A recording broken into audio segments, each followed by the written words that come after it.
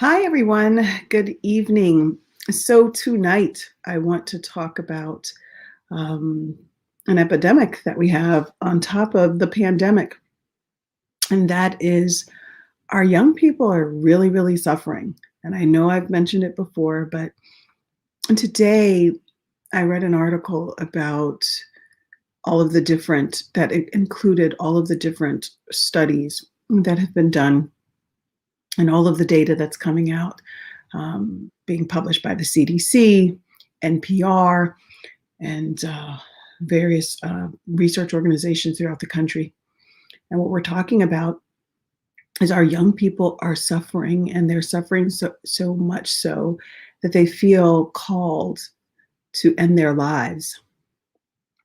And that breaks my heart because that means we've failed as families, as a community, as educators. We have failed because what it's hard for me to understand how we've missed the mark on connecting with our young people deeply enough so that they know that they're valued and that they're cared for, and that even though they may be stuck in their homes, depending on what state they're in, or that they may not be able to engage with their friends in the way that they traditionally would, that somehow their lives aren't valued enough, or that even if, let's take suicide a step back, getting to the point of feeling so unhappy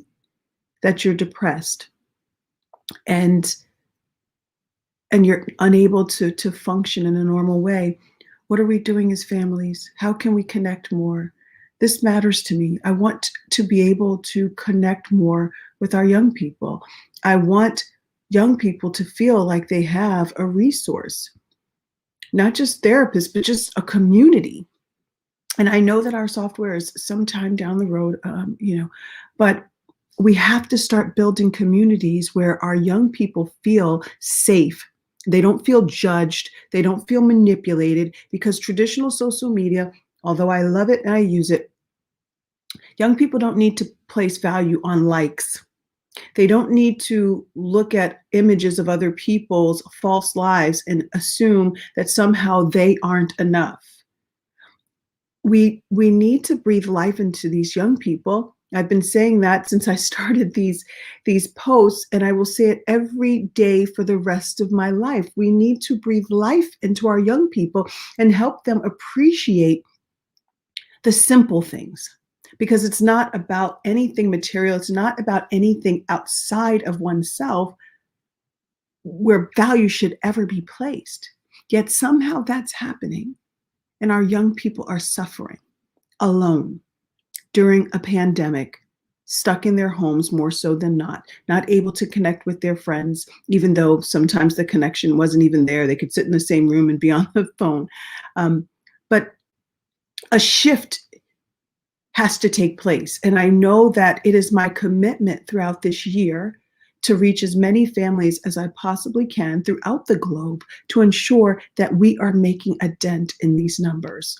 I am committed to that. I am committed to the children of America and the world to help them see a brighter future, to appreciate every day, and to cherish the moments they have to engage with themselves, with their families, and with others.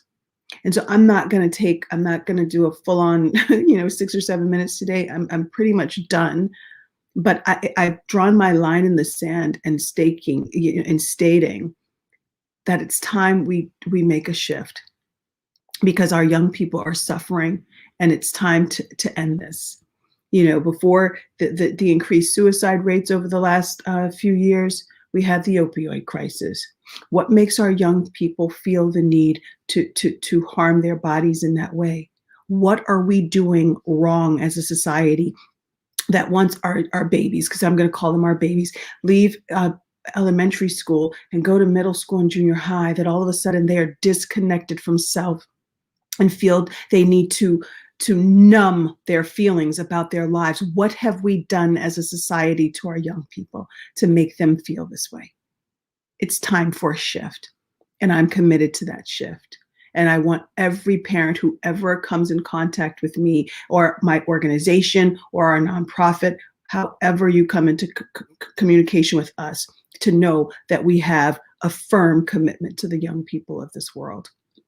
We are not going to let them down. And with that, I'm done for the night. It's with a heavy heart that I've done this message today, but it's a commitment that I've made. The line has been drawn. Good night, everyone.